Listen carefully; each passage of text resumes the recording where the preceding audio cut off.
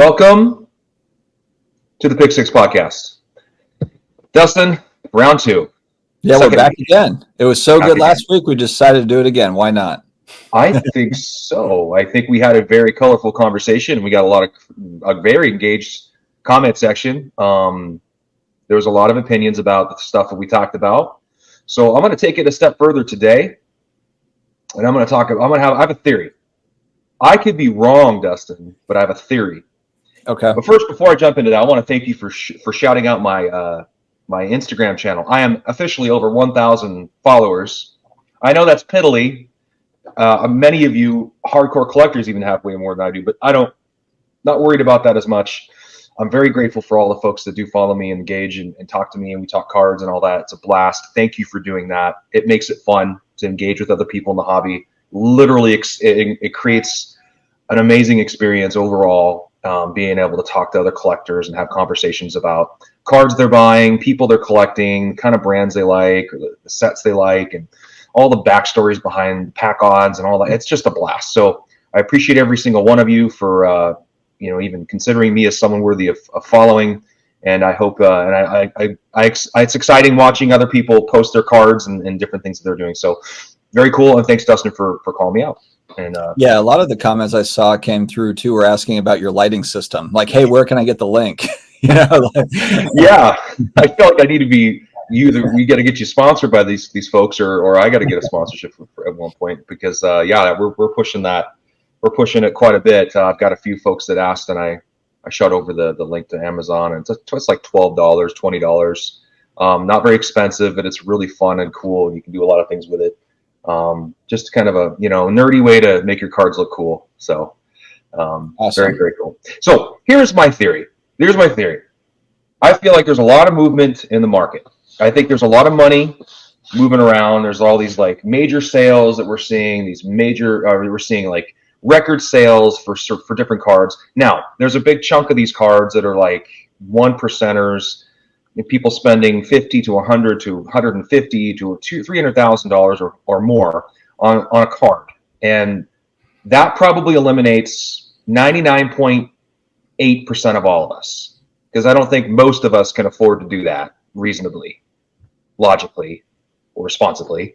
So we may have collections that total that much, but none of us are owning a card that's worth that much unless we bought it way back when, and now it's approved and appreciated in value. So I think there's taking that segment out and just kind of putting that to the side for right now. I think those record highs for those types of cards are great, but I don't know if they represent a majority of the hobby. And I think that goes without saying. Now, what I'm thinking though is you're seeing a lot of these record sales on cards. But on that note, before you go on too, I guess I'm also kind of curious though, the people that might have bought a card 10 years ago, and like we're talking about, they've got they've got the gain built, they've got the card equity there. Oh yeah. How many of those people still have those cards? Because it's like kind of like once you go and let's say you bought it for $5,000, you sell it for 20. Yeah. Because you've had it forever. But then now you're going to spend your 20 on cards in today's world. It won't go as far now. So and again, we won't go down this path, but it just makes me think like how many of those folks are left? How much of that inventory is left?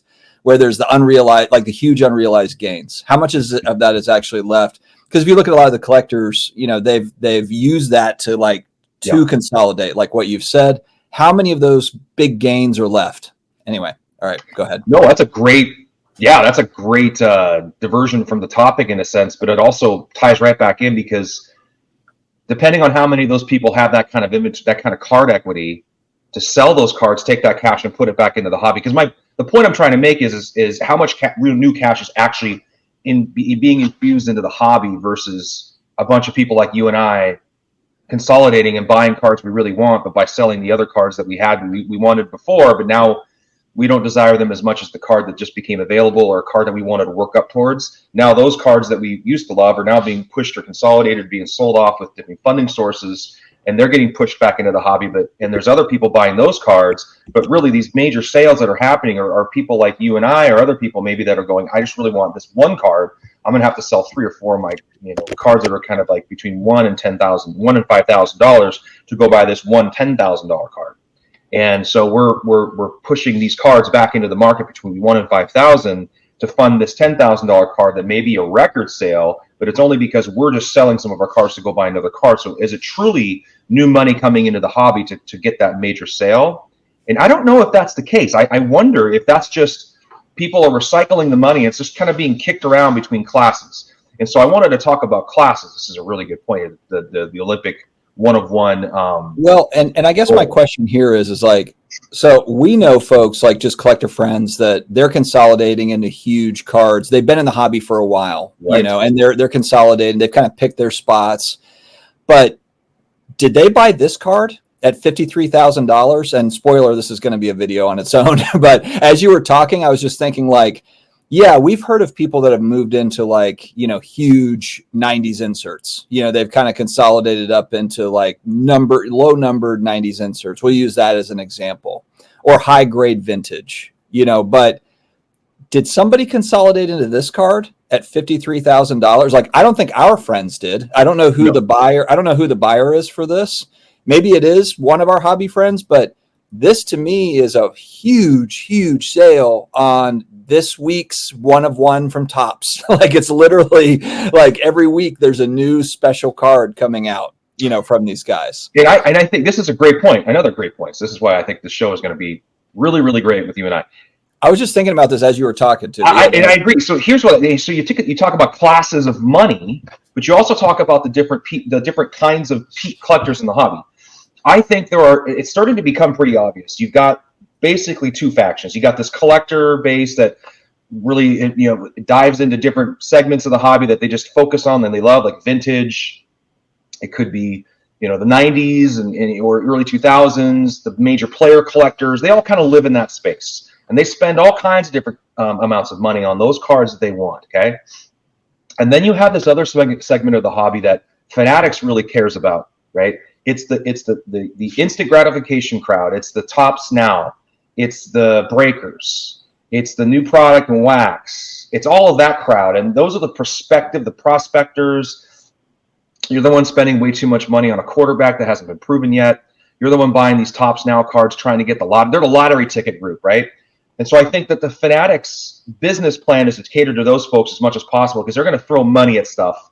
And that money isn't necessarily going to be matured, right? Because you don't know what that's going to be worth later. Now, this card may have some legs, but this is a lot for just a Topps Now. But, you know, it may have some legs because of the 3 card.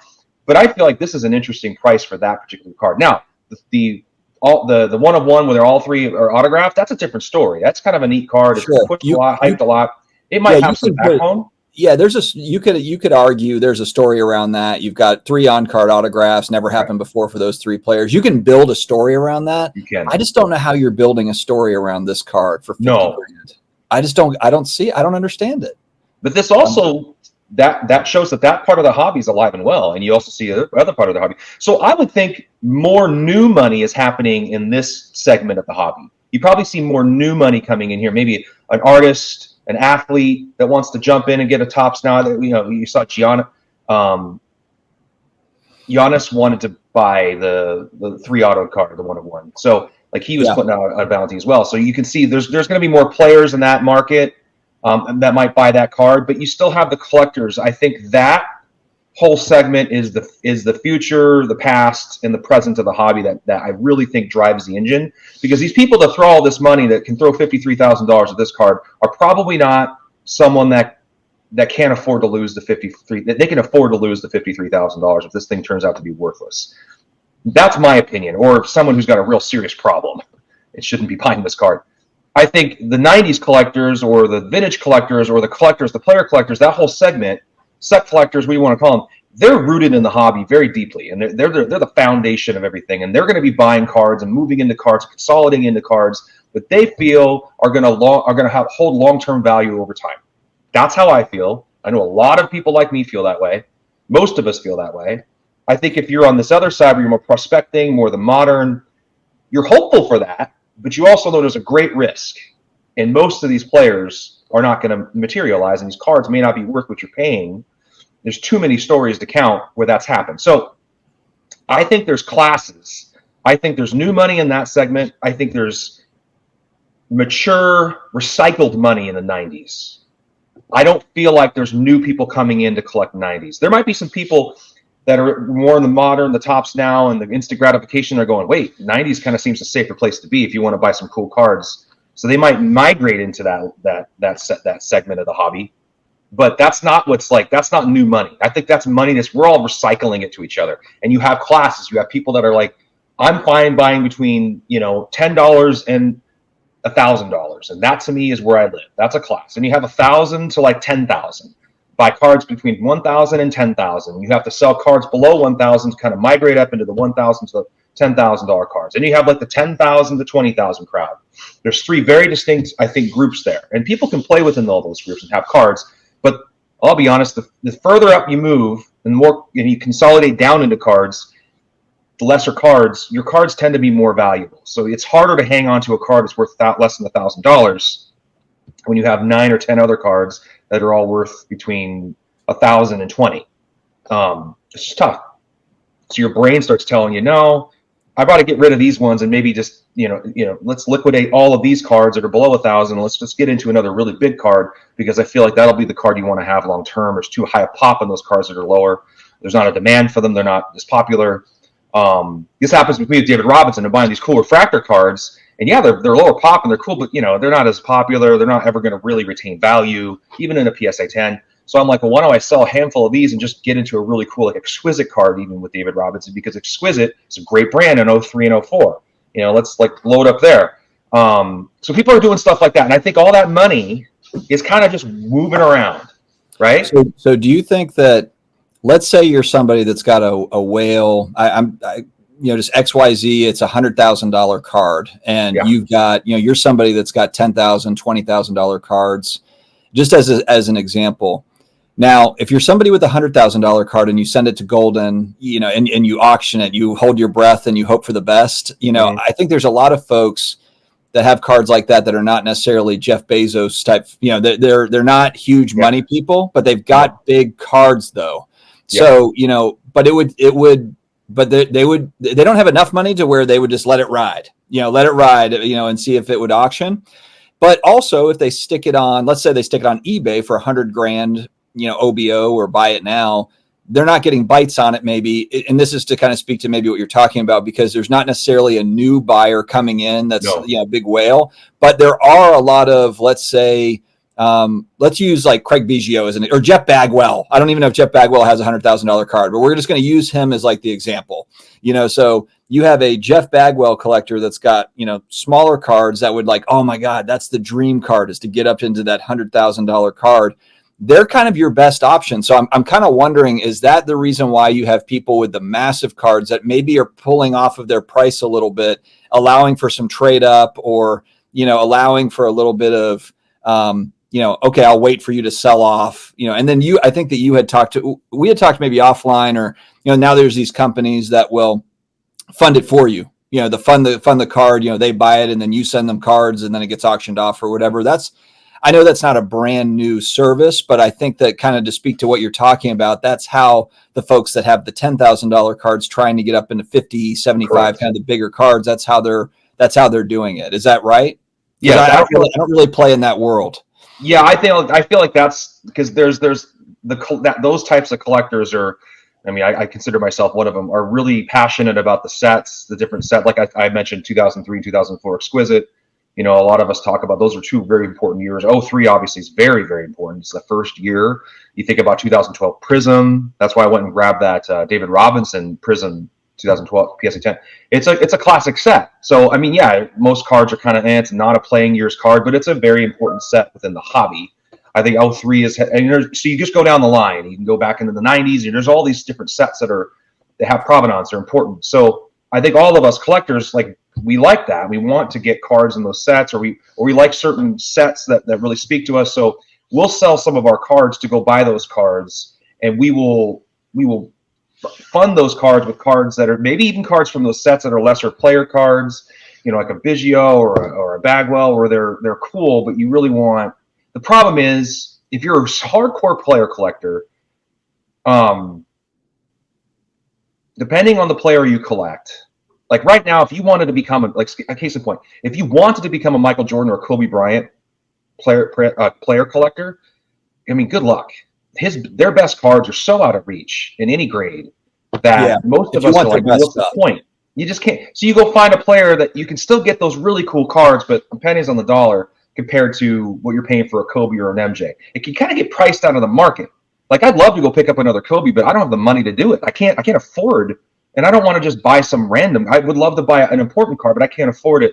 So we kind of wrestle with the idea of like, well, let me go get some really cool cards for another player. But that's just the passion for that particular like market, that particular segment of the hobby in that particular time period, where those sets are so cool, and it's a different attachment. Like, and you got this community aspect with it. We're all kind of collecting the same thing. We enjoy them. But yeah, I think that most of that money is just moving around, or it's all trading hands. Like, I'm selling a handful of cards that somebody else really want to get into these particular cards because I'm moving up to a bigger card of one player.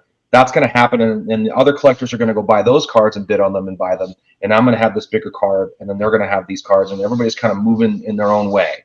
I think that's the healthy way for it to work. I don't necessarily feel like that's a bad thing. I feel like that means there's a lot of demand in that segment of the hobby for those types of cards, and everybody can have the cards they want. But the one concern I have is if you want to reach up and get a bigger card, you're going to have to sell most of what you have to even like have a chance.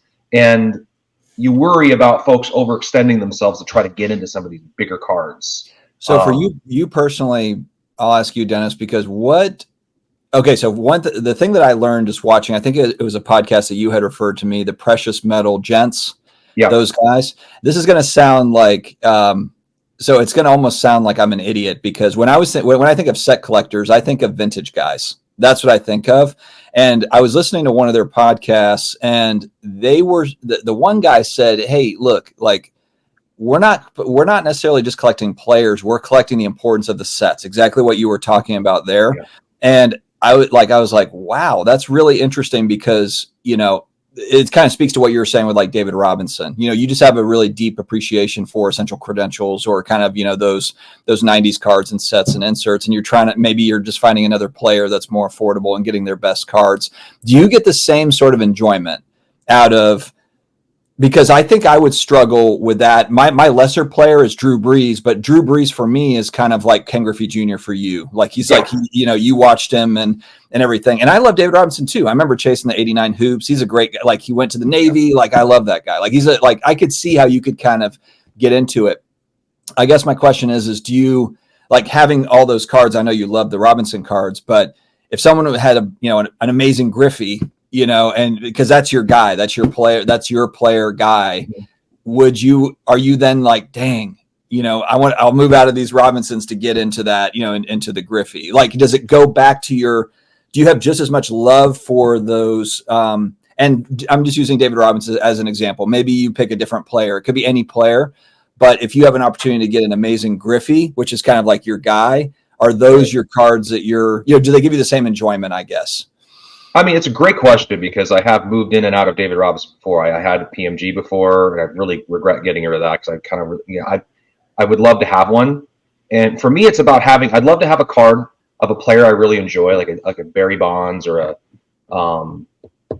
Barry Bonds Jr. or Robinson or a Kobe.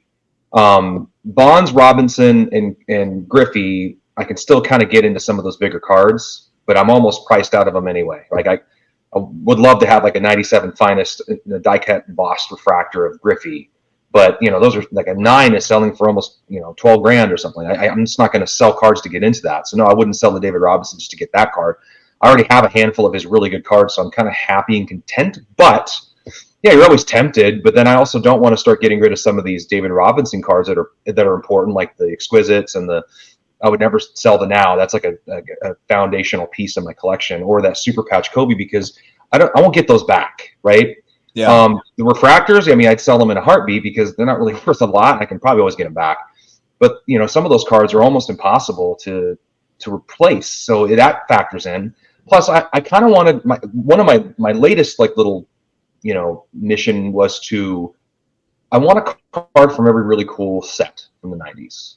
Preferably one of my players. So I've got the Bonds 24 karat. That's a set I love. I have a Now with David Robinson. I have the Future, which is not the Now, but the Future, the same set, different sport with the Griffey.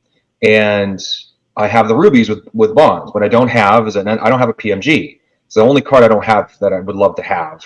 I don't have any Gem Masters. I have a Flare Showcase Row Zero with Griffey. So kind of have like most of those sets checked off. That's the PMG is the last one. So if I would have hung on to my D-Rob red PMG, I'd have been like loving it. But you know, at the time I needed to move it and all that. So there's stuff like that. I probably target that card next. I'm like reaching out to people going, hey, would you? And I might sell a Griffey to get that D-Rob at this point, just because I want to have. Yeah. I want to complete that. Like I have one from every really cool set, right?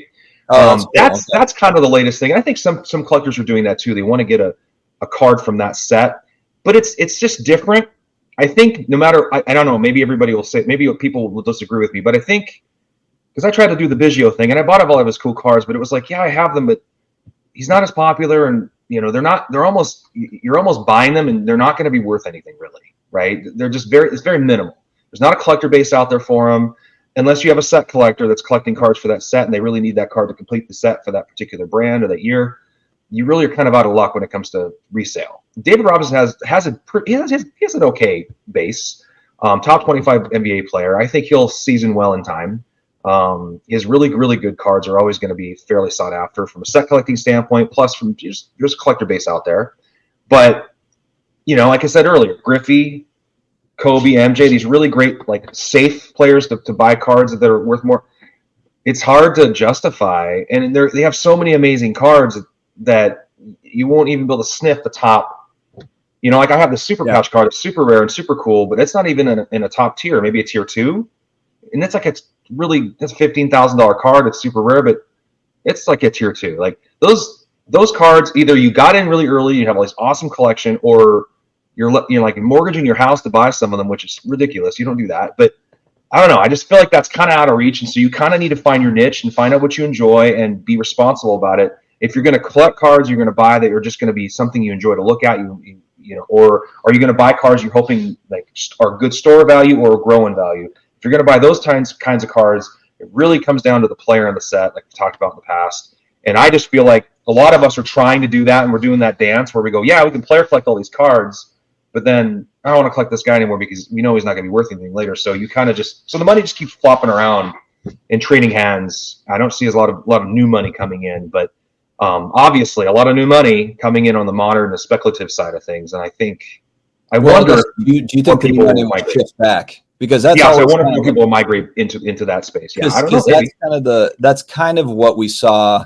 I'm not saying that 90s inserts weren't popular in 2020 and 2021, because of course they were, but they were a fraction. If you go back to 2020, they were a fraction where they are today. So clearly people got in and they weren't into that first. They came to that later, you know, so you know, you kind of wonder how that's going to go. The guy that bought the LeBron's, you know, that 101 I just showed for 50 grand, I'm sure I'm going to make a whole video about what you can get for 50 grand. It's you know, I mean, like there's a lot of options there. I would take that 50 grand. I can tell you how to spend it where I feel like you're going to be real happy 10 years from now. 10 years from now is a number I try to use as like a number. 10 years from now, most of us who are buying these cards are not going to want to sell them. I feel like there's only so many of especially with the important players, there's only so many of these cards to go around. They're numbered very low, and you know, eventually people are like me are going to grab them. They're going to hang on to them, right? They're going to be the cards that don't move, and everybody's going to know who has them. They always say like they know where the bodies are buried, where all the cards are, and they'll just be hung on to, and it'll be kept in collections. And when you start seeing that happen, that's where you'll see a shift. When you see people like you and I go, I'm not selling that card, like your star. I'm not going to sell that card. I'm not going to sell the D-Rob. I'm not going to sell that Super Patch. I'm not going to sell my Griffey Refractor PSA 10 93. Keeping that. So that just takes that card off the market. There's only so many of them. And once people kind of start figuring that out, they're all right, well, geez, like now there's a demand. So you start to create that demand. I think that happens over time, and it's just going to take time for some of us to develop diamond hands with some of these cards for that to even happen. Yeah. So I guess speaking to diamond hands, how do you feel, you know, with the collectors that you know, but not even just the collectors you know, collectors that you don't know that are buying into these cards and are doing the consolidation game like what you're talking about? What happens if they decided just to move into something different? You know, like they consolidated up into certain cards and they're like, yeah, but you know, I don't know if I need an $80,000 card or a $50,000 card. Actually, one of my buddies consolidated up into a Contenders Tom Brady auto, the Contenders rookie auto, and ended up selling it. took a couple $1,000 loss. But so it wasn't like, I mean, it wasn't drastic or anything, but this is a big Tom Brady collector. But once he got the card, it was like, okay, I've achieved this. But you know what? As I do I really want this card? Do I really, you start second guessing. And as collectors too, I think for some people, they might say, I don't know if I necessarily need a card that's $80,000, or it could be the other way where they're like, oh man, maybe I package this up and I get into a card that's $150,000 or whatever, and is that what keeps the whole thing kind of moving all the time? I think that's what keeps the whole thing moving. If you just get out because you change your mind, which I've done 1,000 times, that's why I'm careful about going, I'll never sell this card. I'll eat crow all day because I'll change my mind at some point, I feel like. But I'm just saying, if people start going, no, this card is worth it, I'm happy to have it, I'm not tired of it. Yeah, I'd love that other card. And I'm starting to do that. I'm like, ooh, I'd love to get that Griffey. Ooh. But I'm like, this is like a never-ending cycle. I'm going to do this forever. And I'm never going to keep any cards. And I'm going to, have the danger of overextending, all that stuff. So I'm like, you just got to get to a point where you can learn to just appreciate the fact that card's for sale. You can't get it because you're not supposed to buy it right now. Don't sell cards you just purchased because you actually wanted to purchase them. Remember why you wanted them in the first place, and enjoy and pray over what you have. And I think once we start doing that more, then, and for me, what I started doing is going, I'm going to buy some cool David Robinson cards that aren't that much money, that I can literally budget into my budget to buy, that aren't going to be, I got to go fund it. It's like I can get these for less than $1,000, less than $500, and I can, do something to sell something, and maybe small little things to fund it, or go do an extra something to fund it, play music, or play a concert, and make some money and then pay for it that way. Those are the kind of decisions I'm making now, because I'm like, I can't afford some of these cards. I get to the point where I'm like, okay, what would I have to do to make this happen? It's not even worth it. I'm tired of doing it. Tired of selling cards. I'm tired of auctioning them off.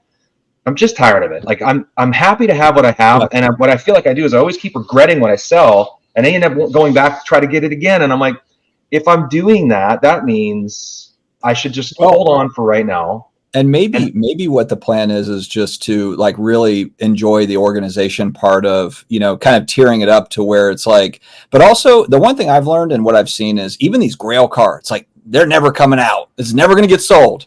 Magically, they come out and they get sold magically, unless of course it's like a one of one or whatever. But I mean, the vast majority of cards end up coming up for sale at some point. And so then I'm kind of wondering, is there, because this is what I've been trying to do lately is, all right, let's assume this card drops down to this price. What would I do? And also kind of just mapping out almost like an outline of, all right, here's a player that I collect. Here's the main cards that are kind of in my bracket. If it's Michael Jordan, maybe there's 1,000 cards that are up here in the tier 1 that I'll never touch. So I'm not even worried about those. But, maybe there's kind of here's my sweet spot. Here's the tippity top of what I would ever spend on a card. Now, granted, of course, that could change depending on what happens. But, let's say you have a card, you have these tiers of cards that are kind of within your price range, or they're just above. Because, the other assumption too is that, and everyone can just name their price. No one's going to need the money. No one's going to sell for less. We don't know that. I mean, these cards, in a couple of years, what if they're half? Then all of a sudden it's kind of like, oh, well, that opens doors then. Now, if they're half, well, maybe it's now all of a sudden cards you're like, I'm never going to afford that. All of a sudden they're, now granted, if they're half, then the cards you have are probably half. Yeah. I was going to say, it's still decisions. Obviously it's not like it's going to be it's all roses, but it still means that there's options that maybe weren't there before. So maybe the planning is, maybe it's just enjoy what you have and enjoy the planning of what could happen. You get yourself used to saying no. Yeah, I'm that's what I've been trying to do. I'm telling myself, stop, no more. And now that I have, I converse with a lot of great collectors. People know that I love Kobe or David Robinson or Griffey. They'll send me, hey, this card's for sale. Hey, you see this? I'm like, oh, that looks great. Or hey, I got this I won't use the name, but really nice collector. He's like, I got this PSA 10 superfractor of Kobe. Are you interested? And I'm like, well, it depends on what because I remember bidding on that particular card, and it was one for a certain amount that was well within, something I could have done back then. Even now this person wants quite a bit more. you know, north of $40,000. I'm like, yeah, that's not happening. So hey, man, good luck, best of luck. I can't do, and it's worth it. I think the card is actually worth that much. I think that they could probably get, if they auctioned it, I'm sure they'd get that. So yeah, but that's out of my range now. I can't. I'd have to move all these different things to do it. I'm like, but why? I'm just going to keep doing this until the end of time, and I'm going to just. What's the point? At some point, you need to go. These are the cards I really want. I'm really happy I've got them. And here are the cards that can be, you know, for sale. Like I have a PSA 10 Pop 1 out of 25 Griffey that's really cool. Like 3 of us have owned the card, but nobody wants to pay the money that I paid to buy it from me. So I'm like, that card's not going anywhere because I probably couldn't move it if I wanted to. But that's on the list of a card I would sell, but no one's going to pay what I paid. So sometimes those things happen. You're like, well, I'm not going to take the loss. I'm just going to keep it. It's a cool card. It's not worth losing money on it. And I'll just keep it in the collection. So lots of really interesting things to think about. I just feel like a lot of that space, the money's kind of trading around and changing hands. And at some point, once you start saying no to doing all of that stuff, nothing against Nick and all the great guys that are doing great work on that in this community, funding cards and selling them. But some of us have to start saying no and keeping our cards. And once we start doing that, an amazing thing will happen. They will go up in value because there's going to be a demand for them. Right? Because I do feel like some people in this other segment of the hobby where they're prospecting, they're buying the tops now and all that, they're going to start going, wow, I want to start getting some of these really cool cards. And that's why some of these cards, like the MJs and the Kobe's, I know it's because they're the player, right? The collector base is huge. But some of those cards, they don't surface as much, and people know that. So they're like, oh my gosh, I got to get this card while I can get it. That's when you see a spike in value. I like it. Yeah. Cool. I guess I didn't realize how much the fund the cards thing. I remember the InvestiCard guy was doing that, and I know PWCC gave out loans and stuff, and it went sideways. So it's still going on. You know, but yeah, you're right though. There's kind of a merry-go-round of a lot of different things in this hobby that are making it go. Repacking, you know, fund your cards, fund your, you know, like there's a variety of things that if they stop tomorrow, then like what would happen? Like what would it look like? Yeah, there's and the only way they're going to stop is if people start, you know, praying over what they have and being happy with it. And that's going to be hard as a collector because we all love to buy cards, right? But, you know, is it really a grail card to you? And I think that comes down, people throw that word grail out, very cavalier. It just comes out like naturally. This card's a grail. But a grail is different for everybody, and I understand that. I think I'm not going to go down that road. But if it's truly a card that's that important to you, you're not going to sell it. You know, look at your collection right now. That's what I'd ask everybody to do. Maybe do comment in the section below. Look at your collection you currently have of your bigger cards or just any of your cards. Which card has been there the longest? Which card has survived all of the consolidation efforts, all of the funding efforts? What card still is there? And look at that card and try to understand why. Like tell yourself, why have I not sold this card? So you want all your cards to be that way, right? I think once you finally get to that point, and you go, I can't buy this card unless I sell something, but it's not worth selling anything I have. I think you're kind of at a spot. I feel like I'm kind of there. Like, I don't really want to sell any of the stuff I have because I kind of feel like I'm going to regret it. But that means I can't buy this card. Well, that means I can't buy that card. You can't have everything in life, man. It is what it is. Some people just buy them all. Well, great. Good for them. All of us adults, we just need our hands slapped with this stuff. Like, hey, enjoy what you got. Just enjoy what you got. Be grateful. Yeah. Yeah, I mean, we probably all spend way too much money on cards. Let's be honest, but yeah. But yeah, that was just a thought I had. I wanted to run with it, so I appreciate you allowing me to run it with you, and you kind of veered off of some cool subjects too. I think that bringing up maybe other topics that we could talk about. Yeah, that flew by. Sorry, I always take us down like a rabbit hole, a tangent, or whatever. So, but yeah, no, that 35 minutes just flew by. It did. Well, everybody, comment below. Tell us what you think. We obviously, I try to gather information or gather inspiration from stuff you guys were all talking about. To both Dustin and I, on what we can talk about here, and just kind of throw ideas out there to see what's really going on. Because I think really we're all talking to ourselves. I'm talking to Dustin, Dustin's talking to me, and we're talking to you, and you're talking to us. We're all just talking to each other. Well, and we're talking to ourselves. I'm talking to myself all the time. Always. Imaginary friends. Yeah. Always. It's like Ricky Henderson, man. When you start talking, you're talking to yourself in the third person. So Dennis wants to put out really good content. So please give Dennis something to talk about that makes sense, and Dustin too.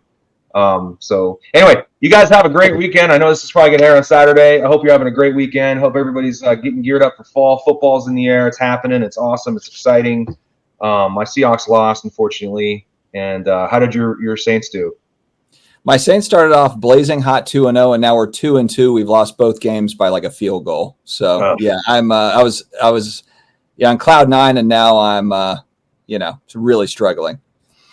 We lost to a good Detroit team, and we fought back in the second half of Monday Night Football. So I was pretty impressed with that. I'm really happy with the new coach. I'm a huge Pete Carroll guy, so it's been kind of hard for me to get my arms around McDonald, but I think it's good to have a fresh perspective. But Pete's my favorite. He's one of my favorite human beings.